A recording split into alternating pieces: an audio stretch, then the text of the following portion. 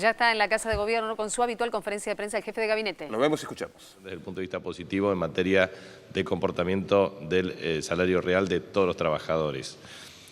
En ese contexto también es importante remarcar que en el transcurso de hoy el Congreso de la Nación tratará dos iniciativas del Poder Ejecutivo, mejor dicho, tres iniciativas, por un lado del Poder Ejecutivo y otra respecto al tema de pago soberano.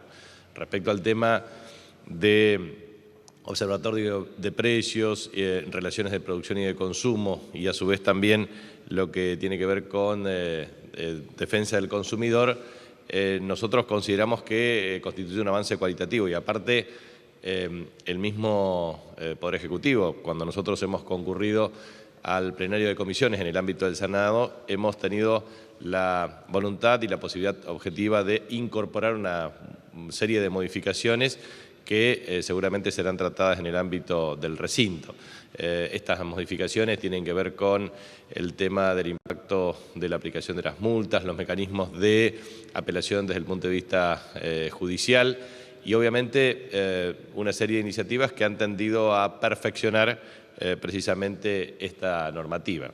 Pero hay una cuestión que me parece importante frente a lo que significa ataques desmedidos e inusuales respecto a grupos concentrados asociados a la iniciativa de relaciones de producción y de consumo.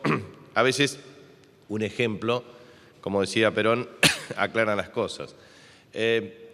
Uno observa que nunca las entidades representativas del sector agropecuario efectúan ninguna crítica respecto al tema de costo de los insumos con los cuales ellos trabajan, sino simplemente lo asocian al gobierno. Pero es bueno pensar que en el año 2013 un paquete por hectáreas de agroquímicos tenía un costo de 158,68 y en el año 2014 175,04, o sea, un incremento del 10,3% en dólares.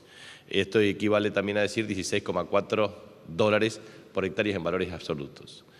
Nosotros observamos que finalmente es allí donde se observa claramente una estrategia desde el punto de vista de la concentración monopólica u oligopólica en muchos segmentos de provisión de insumos que son estratégicos para la producción nacional y en donde es absolutamente necesario un proceso de regulación por parte del Estado. Lo hacen distintos países del mundo, desde Finlandia, pasando por España, Alemania, Reino Unido o Estados Unidos. Un país moderno que se inscriba claramente en el funcionamiento del sistema económico debe tener un Estado con capacidad regulatoria precisamente para resolver este tema. Porque lo que pretende, vuelvo a insistir, este tipo de iniciativas es no solamente tener el fuero del consumidor, no solamente garantizar los derechos del consumidor, en donde existe plenitud y alto nivel de consenso y acuerdo, sino también defender a las pequeñas y medianas empresas. Recuerden una cuestión, han sido excluidas todas las pequeñas y medianas empresas, a excepción de algunas que tienen posición dominante, que tiene que ver con la provisión de determinado tipo de insumo, por ejemplo, para la elaboración de calzado. Pero las pymes, las pequeñas y medianas empresas, que de acuerdo al debate en el Senado son aproximadamente 700.000 respecto a las 7.500 que son las grandes empresas en la República Argentina. Por lo tanto, esta iniciativa de carácter legislativa lo que tiende es a establecer mecanismos para la regulación de las relaciones de producción y de consumo, para ver la cadena, para identificar esas 36 cadenas de valor que nosotros hemos tenido la oportunidad de ver y hablar muy fundadamente, porque nosotros observamos, vuelvo a insistir, que es necesario proteger a las dos puntas de la cadena, al productor, que muchas veces no recibe el precio compensatorio, y al consumidor, que debe recibir un bien de buena calidad y a un precio justo y razonable. Y uno observa y advierte que en los extremos de la cadena muchas veces ambos se quejan y en forma simultánea, y el Estado no puede permanecer impávido cuando existe una intermediación o una concentración de carácter económica que le quita rentabilidad al productor y lo desincentiva y afecta el poder adquisitivo del ingreso por parte del consumidor. Y allí es donde existe la falacia argumental por parte del Grupo 06 a través de su documento. ¿Por qué? Por una razón muy sencilla. Aquí no se desincentiva ni la inversión ni el empleo. Muy por el contrario. Los que más empleo generan en la República Argentina son las pequeñas y medianas empresas. Por lo tanto, generar las condiciones para que las pequeñas y medianas empresas puedan producir bienes y servicios de un modo rentable y no ser utilizadas por los grandes grupos económicos, esto va a generar más inversiones y más empleo. Por lo tanto, vuelvo a insistir, este conjunto de iniciativas lo que pretende es incentivar la inversión y el empleo, protegiendo a las pequeñas y medianas empresas, promoviendo la rentabilidad del productor y garantizando que el consumidor obtenga un bien y un servicio a un precio razonable, competitivo y de buena calidad en los bienes y servicios que adquiere. Por último, quería transmitir que efectivamente voy a tener la posibilidad de concurrir nuevamente ante la Cámara de Diputados de la Nación. Esto implica cumplir el 6º informe en virtud del artículo 101 de la Constitución Nacional y esto permite tener una presencia en el ámbito del Congreso cada 23 días hábiles y responder 6.260 preguntas. Obviamente es un tema que exige un debate fructífero. Siempre en democracia uno advierte posiciones ideológicas y políticas distintas. Nosotros entendemos que es necesario exponer las verdades que son relativas para la construcción de acuerdos o disensos, porque la democracia está precisamente para garantizar la representatividad de todos los actores sociales, tanto en el consenso como en el disenso. De manera que, entiendo, será una respetuosa jornada de debate cívico y político como es necesario hacerlo en el transcurso de hoy. Buen día, ministro. Eugenio Payet, LU2, Radio Bahía Blanca. Una pregunta seguramente para desalentar rumores respecto a la decisión del vicegobernador de su provincia de adelantar las elecciones, las PASO y las elecciones locales. Bueno, se decía ayer que usted no había sido consultado, que no estaba de acuerdo. Y permítame, bueno, también se decía que a lo mejor usted tomaba la decisión de volver de reasumir ahora mismo el cargo sin esperar hasta diciembre. Quería su opinión sobre eso. Y en segundo término, permítame una pregunta muy puntual. Hay declaraciones de un diputado malvinense, Berry Ellsby, que ha dicho que concretamente cuando se vaya la presidenta Cristina Fernández del poder, ellos podrían retomar las relaciones comerciales con la Argentina y dijo que cuando Néstor Kirchner llegó al gobierno destruyó todos los acuerdos preexistentes. Gracias. Lo que el presidente Néstor Kirchner hizo y lo que la presidenta Cristina Fernández de Kirchner hace es defender el interés y la soberanía argentina sobre las Islas Malvinas e islas del Atlántico Sur, defendiendo con firmeza y con profunda e íntima convicción lo que significa la garantía del ejercicio de los derechos soberanos sobre las islas y obviamente reclamando por vía diplomática como corresponde. Nosotros creemos que esa es la posición histórica que está arraigada precisamente en las condiciones de reclamo permanente que la República Argentina ejerce. Y obviamente es un dato muy ilustrativo de que algunos personajes puedan invocar un cambio de gobierno como una flexibilización de posiciones. La verdad es que Malvinas constituye una política de Estado en la República Argentina y la defensa del interés soberano debe ser absolutamente irrenunciable.